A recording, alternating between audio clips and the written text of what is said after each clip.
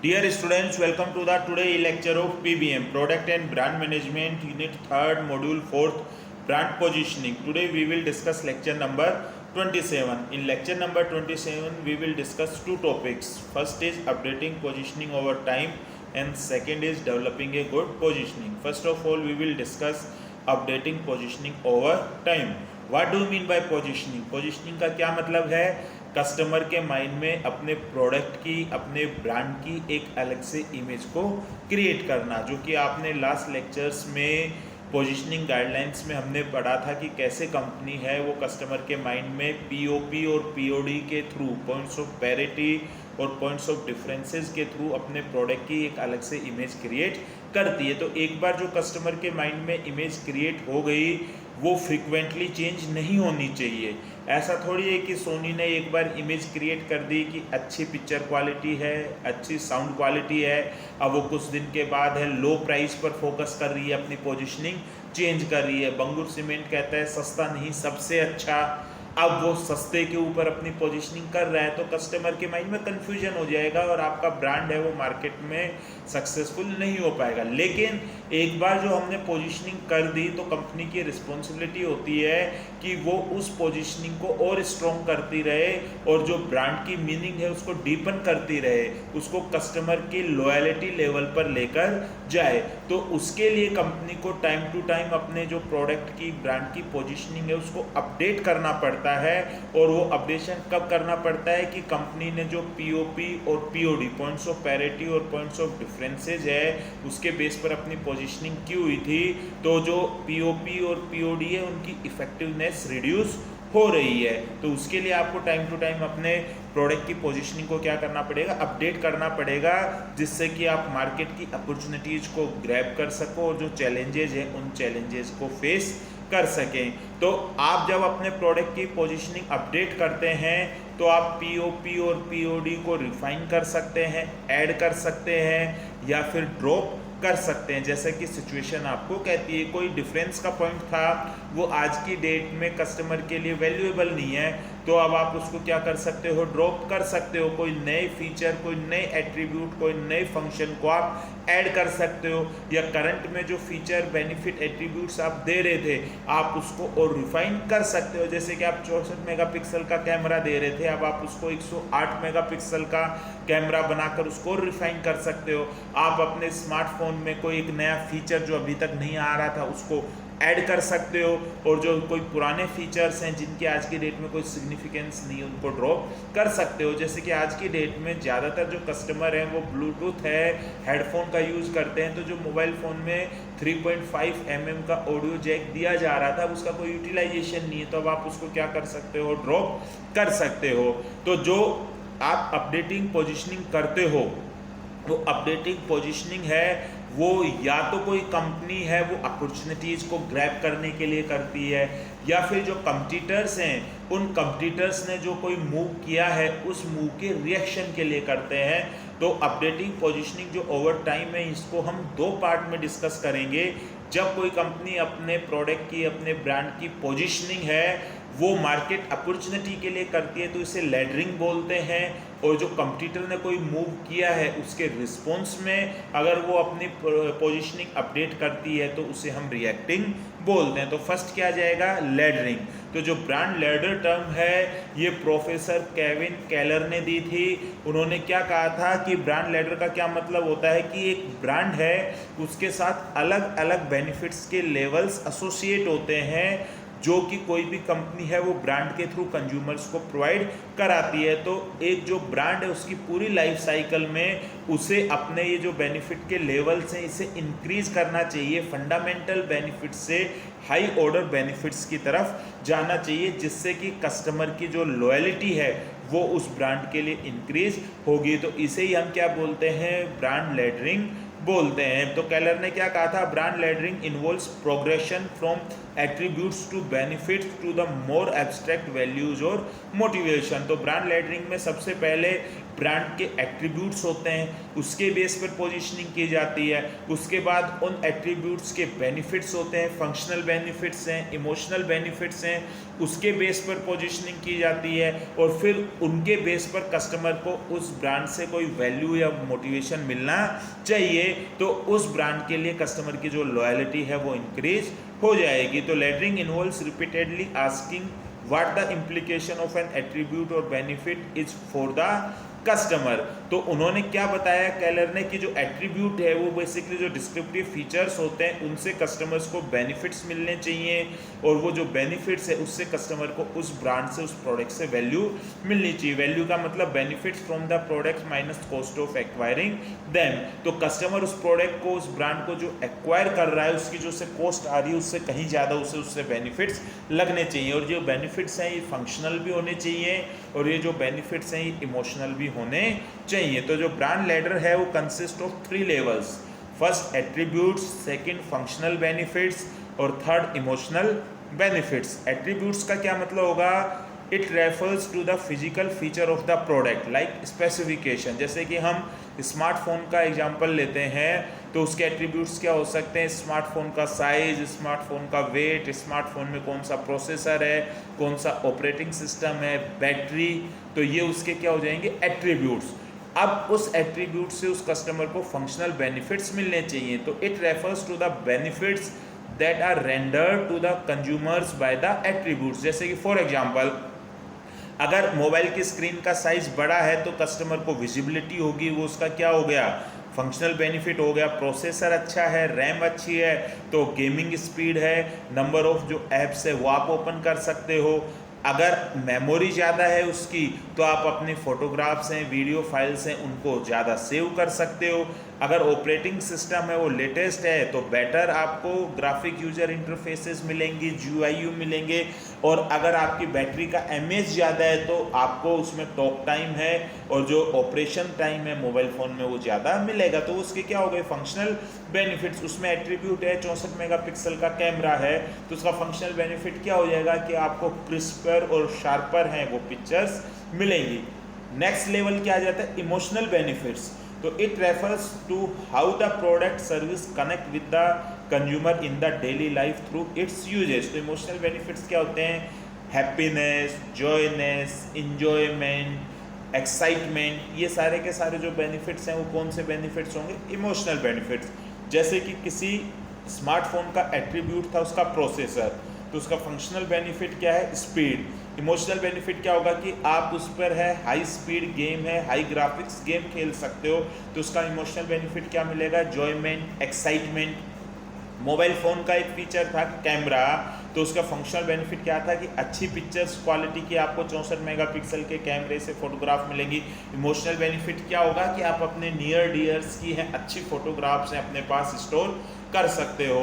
Mobile phone का एक feature था इसका ऑपरेटिंग सिस्टम, तो उससे इमोशनल बेनिफिट्स क्या, और उस ऑपरेटिंग सिस्टम में आपको नया मिला था कि हाई डेफिनेशन वीडियो कॉलिंग, तो उसमें आपको इमोशनल बेनिफिट क्या मिलेगा कि जो आपके नियर डियर्स हैं, आपसे दूर हैं, आप उनसे डेली वीडियो कॉलिंग के थ्रू कांटेक्ट में रह सकते हो। तो ये उसका क्या हो गया? Emotional benefit. तो कोई भी ब्रांड है उसको अपनी लाइफ साइकिल में इन दीज लेवल्स से, जो 3 लेवल्स हैं, इनके थ्रू पासेज होना पड़ेगा तभी उसको लॉयल कस्टमर्स मिलेंगे। तो जितने भी सक्सेसफुल ब्रांड्स हैं वो इन 3 लेवल्स पर सक्सेसफुली क्या हुए हैं? पास हुए हैं। जैसे कि फॉर एग्जांपल मैगी है, मैगी जब इनिशियल लेवल में आई थी तो उसने जो अपनी पोजीशनिंग की थी वो की थी प्रोडक्ट के डिस्क्रिप्शन के बेस पर, एट्रीब्यूट्स के बेस पर, easy to cook, 2 minutes noodle, और फिर धीरे धीरे ये अपनी जो पोजीशनिंग है वो इमोशनल बेनिफिट पर भी लेकर गई, हेल्थ बेनिफिट्स पर भी लेकर गई कि क्या है? टेस्ट भी, हेल्थ भी। और अगर आप आज की डेट में मैगी की एडवर्टाइजमेंट देखोगे तो उसमें एक मदर है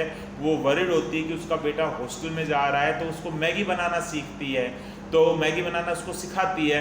तो ये एक है क्या आ गया था? इमोशनल कनेक्शन मैगी ने अटैच कर दिया। मैगी एक सक्सेसफुल ब्रांड है। जॉनसन एंड जॉनसन की जो इनिशियल एड आती थी स्टार्टिंग में तो वो एट्रीब्यूट्स के ऊपर फोकस करते थे कि ये बच्चों के लिए हैं, सॉफ्ट हैं, बच्चों की स्किन को कोई हार्म नहीं होगा। फिर धीरे धीरे उन्होंने अपने एडवर्टाइजमेंट में मदर और चाइल्ड के रिलेशनशिप पर इमोशनल कनेक्शन दे दिया कि जो भी मदर अपने बच्चे का है, चाइल्ड की केयरिंग करती हैं तो वो जॉनसन एंड जॉनसन को ही यूज करती हैं। तो जॉनसन एंड जॉनसन एक सक्सेसफुल बेबी केयर प्रोडक्ट में ब्रांड है। इसी तरह रेमंड है, स्टार्टिंग में उसने है एट्रीब्यूट्स पे फोकस किया था, रिंकल फ्री क्लोथ्स हैं, ड्यूरेबल क्लोथ्स हैं, और धीरे धीरे उसने अपना जो इमोशनल कनेक्शन पे दे दिया complete man feel like heaven, कि जो रेमंड पहनता है वो अपने फैमिली की रिस्पेक्ट करता है, बड़ों का है वो रिस्पेक्ट करता है, छोटों को है केयर करता है, अपने है स्पाउस का है वो रिस्पेक्ट करता है। तो एक कंप्लीट मैन है, वो उसको टैगलाइन देकर इमोशनल कनेक्शन अटैच कर दिया। जितने भी स्ट्रॉन्गेस्ट ब्रांड हैं उन्होंने अपने जो पॉइंट्स ऑफ डिफरेंस थे उनको बेनिफिट्स में क्रिएट किया और उन बेनिफिट्स से उन्होंने वैल्यू क्रिएट की। जैसे वोल्वो और मिशलिन है वो safety and peace of mind value देते हैं, इंटेल है वो परफॉर्मेंस एंड कंपेटेबिलिटी वैल्यू देता है, मेलिबोरो है वेस्टर्न इमेजनरी वैल्यू देता है, कोक है अमेरिका और रिफ्रेशमेंट की वैल्यू देता है, डिज्नी है फन मैजिक और फैमिली एंटरटेनमेंट की वैल्यू देता है, नाइकी है innovative products and peak athletic performance की फीलिंग या वैल्यू देता है, और जो BMW है वो स्टाइलिंग एंड ड्राइविंग परफॉर्मेंस की वैल्यू देते हैं। ये आप एक कोको कोला के एग्जाम्पल के थ्रू ब्रांड लेडर को और अच्छे ढंग से समझोगे। लेफ्ट साइड में फंक्शनल बेनिफिट्स से हाई ऑर्डर बेनिफिट्स हैं। तो फंक्शनल बेनिफिट्स क्या हो गए, फीचर, फिर उससे एक लेवल ऊपर प्रोडक्ट बेनिफिट्स, फिर उससे एक लेवल ऊपर कंज्यूमर रिवॉर्ड्स, फिर उससे एक लेवल ऊपर इमोशनल बेनिफिट। तो कोको कोला ने ब्रांड लेडरिंग के थ्रू अपने जो पोजीशनिंग थी ब्रांड की वो टाइम टू टाइम क्या की, अपडेट की। जैसे कि इनिशियल लेवल में डिलीशियस एंड रिफ्रेशिंग, तो ये फीचर्स बताते थे कि एक फीचर है, क्वालिटी है, डिटेल और फंक्शन ऑफ ए ब्रांड। फिर अमेरिकाज फेवरेट मूवमेंट के नाम से इसने अपनी पोजीशनिंग को अपडेट किया। तो एन इम्प्लिसिट और एक्सप्लिसिट क्लेम ऑफ सुपीरियरिटी कि अमेरिका का फेवरेट ब्रांड है, तो इसका मतलब क्या है कि बाकी अपने कंपटीटर से ही क्या है, सुपीरियर है। तो ये प्रोडक्ट से बेनिफिट हो गए। फिर उस बेनिफिट का कस्टमर को रिवॉर्ड उन्होंने बताया कि the sign of good taste, कि अगर आप कोको कोला लेते हो तो इट मीन्स है आपका जो चॉइस है टेस्ट के लिए वो अच्छी है, क्योंकि जो कोको कोला है उसका टेस्ट क्या है, अच्छा है। तो अगर कोई कोको कोला परचेज कर रहा है तो उसको क्या रिवॉर्ड मिला कि उसको अच्छा टेस्ट मिलेगा। और फिर बाद में उसने इमोशनल बेनिफिट्स के साथ अपने आप को अटैच कर दिया ओपन हैप्पीनेस, जो कि अभी प्रेजेंट में चल रही है कि कोई भी खुशी का मोमेंट हो, आप अपने फैमिली के साथ हो, आप अपने फ्रेंड्स के साथ हो, तो अपनी खुशियों को आप है कोको कोला के साथ शेयर कर सकते हैं। तो इमोशनल बेनिफिट के थ्रू उसने अपने आप को क्या किया, अटैच किया। अब second updated positioning over time में आ जाता है रिएक्टिंग। हमने किसी फीचर एट्रीब्यूट्स के बेस पर अपने आप को डिफ्रेंशिएट किया, लेकिन हम लंबे टाइम तक है, लॉन्ग टाइम तक अपने आप को डिफ्रेंशिएट नहीं कर पाते हैं, क्योंकि कंपटीटर भी हमारे उस फीचर को इमिटेट कर सकता है। अब हमारे और उसके बीच में कोई भी डिफरेंस नहीं रहता है। जैसे कि फॉर एग्जांपल किसी कंपनी ने 108 मेगापिक्सल का कैमरा लॉन्च कर क्लेम किया कि हम इस कैटेगरी में सबसे ज़्यादा मेगापिक्सल वाला कैमरा दे रहे हैं, तो आपने अपने आप को बाकी और कंपटीटर से POD पॉइंट्स ऑफ डिफरेंस के बेस पर पोजीशनिंग कर ली। लेकिन कुछ टाइम के बाद कंपटीटर्स भी हैं वो 108 मेगापिक्सल का कैमरा प्रोवाइड करा रहे हैं, तो अब वो आपके और कंपटीटर के बीच में जो पॉइंट्स ऑफ डिफरेंस था अब वो POP यानी पॉइंट्स ऑफ पैरिटी में कन्वर्ट हो गया। अब आपके और कंपटीटर के बीच में कोई भी डिफरेंस नहीं रहा। जैसे कि गुडियर टायर है, उन्होंने एक एड कैंपेन इंट्रोड्यूस किया था, रन ऑन फ्लैट टायर्स, जो कि बेसिकली अगर आपके टायर हैं वो ब्लो आउट हो रहे हैं या पंचर हो रहा है, तो उस केस में आप 55 mph की स्पीड से 50 मील तक है आप उस टायर को यूज कर सकते थे। तो उसकी देखा देखो मिशेलिन ने है, उसने भी अपना zero pressure tyre ad campaign run कर दिया, जिसका मतलब भी वही था कि अगर टायर पंचर हो गया तो आप उस टायर से अपनी गाड़ी चला सकते हो कुछ दूरी तक, कुछ टाइम तक, जिससे कि आपको पंचर की दुकान मिल जाए, आप उस पंचर को कहीं पर वर्कशॉप से निकलवा सको। तो अब मिशेलिन और गुडियर के बीच में कोई भी डिफरेंस नहीं रहा। तो कंपटीटर ने कोई भी आपके POD को POP में कन्वर्ट किया, तो अब आपको अपनी जो पोजीशनिंग है वो पोजीशनिंग क्या करनी पड़ेगी, अपडेट करनी पड़ेगी, तो उसी को ही हम क्या बोलते हैं, रिएक्टिंग बोलते हैं। तो रिएक्टिंग के लिए 3 ऑप्शंस होते हैं, doing nothing, go on the defensive और गो ऑन द ऑफेंसिव। जब आप मार्केट लीडर हो, आपने कोई पॉइंट ऑफ डिफरेंस किया है किसी फीचर एट्रीब्यूट फंक्शन के बेस पर, तो अगर आपका कंपटीटर जो कि मार्केट फॉलोअर है वो भी वही फीचर एट्रीब्यूट फंक्शन क्लेम कर रहा है, तो आप अभी कुछ भी मत करो, डू नथिंग। इस केस में जो कंपनी है मार्केट लीडर है वो कुछ नहीं करती, वेट एंड वॉच करती है, क्योंकि उसे पता है कि इतनी जल्दी ये हमारे लेवल तक नहीं आ पाएगा, और जब तक अभी ये हमारे लेवल तक नहीं आ पाएगा, जब तक हमारा मार्केट है ये कैप्चर नहीं कर पाएगा। आपने 108 मेगापिक्सल का कैमरा बनाकर फ़ोन को लॉन्च किया हुआ है, 1 साल हो गए, अभी तक आप उस फ़ोन की फ्लैगशिप यूज कर रहे थे, अब कंपटीटर ने भी 108 मेगापिक्सल का फ़ोन लॉन्च कर दिया, तो ऐसा थोड़ी कि आप तुरंत मेगापिक्सल बढ़ा दोगे। अभी जो आपका करंट ब्रांड है, करंट फीचर, आप उसी पे ही चलोगे। आप अभी कस्टमर्स का रिस्पॉन्स देखोगे कि उसको कंपटीटर के ब्रांड के लिए कैसा रिस्पॉन्स वो दे रहा है। फिर नेक्स्ट क्या है, to go on the defensive. जब आप मार्केट फॉलोअर होते हो तो वो मार्केट लीडर ने कोई मूवमेंट किया, कोई फीचर एट्रीब्यूट किया, तो वो अपने आप को उसके जैसा शो कर डिफेंसिव पोजीशन लेता है। या कई बार आपका जो मार्केट फॉलोअर है वो कोई भी एट्रीब्यूट फीचर इंट्रोड्यूस कर रहा है और वो आपको लगता है कि इससे मेरा मार्केट शेयर खराब हो रहा है, मेरा मार्केट डाउन जा रहा है, मेरे लॉयल कस्टमर है वो शिफ्ट हो रहे हैं, तो उस केस में आपको डिफेंसिव पोजीशन लेनी पड़ती है और आपको भी अपने आप को फॉलोअर के उस फीचर के बेस पर अपडेट करना पड़ता है। जैसे एप्पल ने किया, जब स्टीव जॉब्स एप्पल के सीईओ थे तो वो हमेशा है स्क्रीन साइज को स्मॉल रखने में ही बिलीव करते थे। उन्होंने कभी 3.5 इंच से ज़्यादा बड़े स्क्रीन साइज का एप्पल का आईफोन नहीं बनाया, लेकिन सैमसंग और जो कंपटीटर्स थे वो एप्पल से अपने आप को डिफरेंशिएट स्क्रीन साइज के बेस पर कर रहे थे, 4.5 इंच, 5 इंच, 5.5 इंच। तो जिन कस्टमर्स को बड़ी स्क्रीन साइज चाहिए थी वो एप्पल से दूसरे ब्रांड की तरफ शिफ्ट हो रहे थे। तो अब गो ऑन द डिफेंसिव रिएक्शन की वजह से एप्पल को भी है लार्जर स्क्रीन साइज के जो स्मार्टफोन्स हैं उनको मार्केट में इंट्रोड्यूस करना पड़ा। तो उन्होंने है अपनी पोजीशनिंग अपडेट की, और वो जो अपनी पोजीशनिंग अपडेट की वो रिएक्शन के बेस पर की, और रिएक्शन में भी किसके बेस पर, गो ऑन द डिफेंसिव के बेस पर। नेक्स्ट क्या आ जाता है, गो ऑन द ऑफेंसिव। जब आपको लगता है कि कंपटीटर है वो आपके मार्केट को, आपके कस्टमर को ज़्यादा डैमेज कर रहा है, तो उस केस में आपको उनके ऊपर आक्रमण बोलना पड़ता है, धावा बोलना पड़ता है। तो आप जो रिएक्शन दोगे वो गो ऑन द ऑफेंसिव स्ट्रेटजी दोगे, और आप बिल्कुल इनोवेटिव न्यू प्रोडक्ट है वो मार्केट में इंट्रोड्यूस करोगे जो कि किसी भी कंपटीटर के पास नहीं है। जैसे कि अभी रिसेंटली एप्पल है गोरिल्ला ग्लासेस से नीलम ग्लासेस की तरफ है वो जा रहा है, जो कि बेसिकली सेल्फ हीलिंग है। उसमें अगर स्क्रैच आ जाते हैं, हल्की से स्क्रीन डैमेज हो जाती है, तो मटेरियल है वो अपने आप गर्म होकर पिघलकर है उनको हील कर देगा। तो ये उसके लिए वो पेटेंट के लिए भी अप्लाई कर रहा है। तो उसने जो अपने मार्केट को है रिएक्शन दिया बाकी और कंपटीटर से, वो कौन से मोड पर दिया है, गो ऑन द ऑफेंसिव रिएक्शन पर दिया है। तो इसी के साथ आपका ये टॉपिक था अपडेटिंग पोजीशनिंग ओवर टाइम, ये कंप्लीट हो गया। नेक्स्ट क्या है आपके सिलेबस में, डेवलपिंग ए गुड पोजीशनिंग।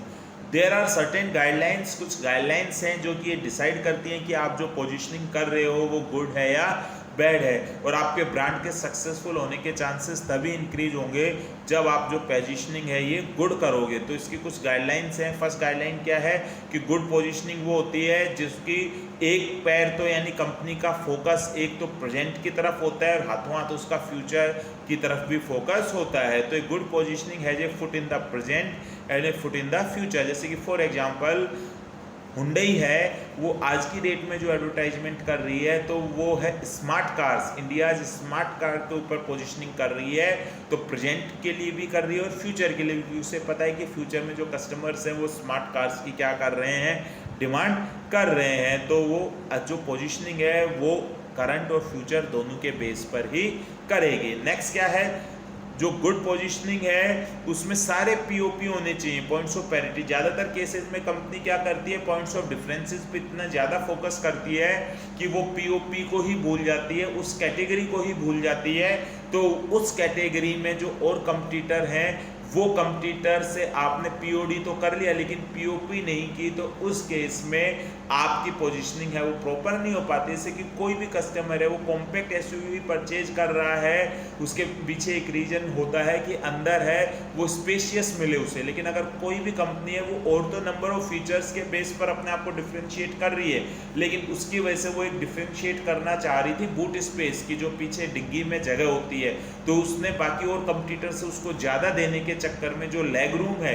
पीछे की तरफ जो पैसेंजर सीट पर बैठते हैं उनके लिए जो स्पेस था वो कम हो गया। तो वो जो पीओपी को उसने नेगलेक्ट कर दिया, क्योंकि जो कॉम्पैक्ट एसयूवी बाकी की और कंपनीज हैं उनकी जो कॉम्पैक्ट एसयूवी होगी उसमें लेग रूम ज़्यादा होगा, तो ये तो कॉम्पैक्ट एसयूवी की एक पॉइंट्स ऑफ पैरिटी हुई, लेकिन पॉइंट्स ऑफ डिफरेंसेस के लिए आप इस पॉइंट्स ऑफ पैरिटी को भूल जाते हो, तो ये आपकी पोजीशनिंग प्रॉपर नहीं हो पाई। नेक्स्ट क्या है, गुड पोजीशनिंग वो होगी जो कि बेनिफिट्स बताए। जैसे कि कोई कंपनी है, शेल का यहाँ पर अपन एग्जांपल लेते हैं, वो बता रही है biggest selling gasoline in the world, तो वो तो क्लेम कर रही है, लेकिन उससे कस्टमर को क्या फ़ायदा है कि अगर वो शेल है उससे सर्विसेज ले, उससे प्रोडक्ट ले, तो उससे उसको क्या फ़ायदा है, तो ये तो बताना चाहिए अपनी पोजीशनिंग में।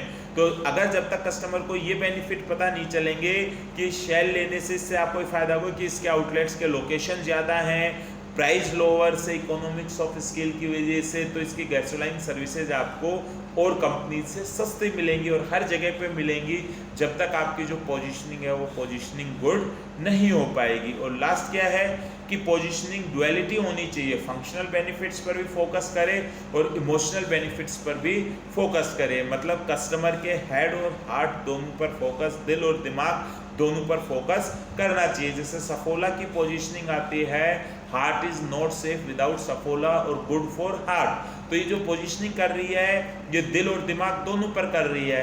दिल पर तो कर रही है कि भाई कि अगर हम सफोला यूज करेंगे तो हमारे जो एल्डर वंस हैं, जो हार्ट के पेशेंट है, वो सेफ रहेंगे, उनको कोई हार्ट अटैक की प्रॉब्लम नहीं होगी, बीमारी नहीं होगी, तो ये हमको इमोशनल बेनिफिट भी मिल रहा है। और दिमाग के बेस पर फंक्शनल बेनिफिट क्या है कि अगर ये ऑयल में इंग्रेडिएंट्स अच्छी क्वालिटी के यूज किए गए हैं तो उससे हमें न्यूट्रिशियस फूड मिलेगा और हम हेल्थी रहेंगे, तो ये कौन सा बेनिफिट मिल रहा है आपको, फंक्शनल बेनिफिट मिल रहा है। तो सफोला है वो एक सक्सेसफुल ब्रांड है। तो इसी के साथ ही आपका ये जो लेक्चर था, लेक्चर नंबर 27, ये कंप्लीट हो गया, अपडेटिंग पोजीशनिंग ओवर टाइम और डेवलपिंग ए गुड पोजीशनिंग, और इसी के साथ ही अपनी यूनिट 3 और मॉड्यूल 4 है ये कंप्लीट होता है। Thank you very much.